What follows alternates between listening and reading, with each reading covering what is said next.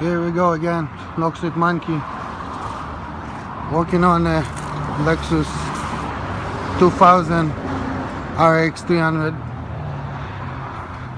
vehicle called no OBD access, which means there's no easy way to program the key, the computer chip key.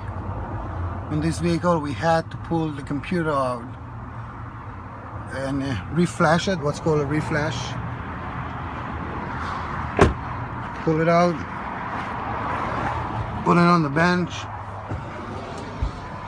taking it apart, plug in directly to the chip, and reflash one. This one's saying success, which means we reflash it.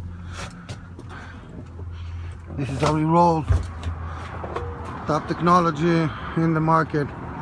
All Lexus models, 98 to 2003, and Toyota models, most of them, 98 to 2003. Dealer cannot do anymore. They used to replace the computer and just reflash the whole system with 2 new fresh keys. That part is no longer in manufacturing, so they're gonna direct you guys to a Locksmith, which is us, Locksmith Monkey, optimized for speed.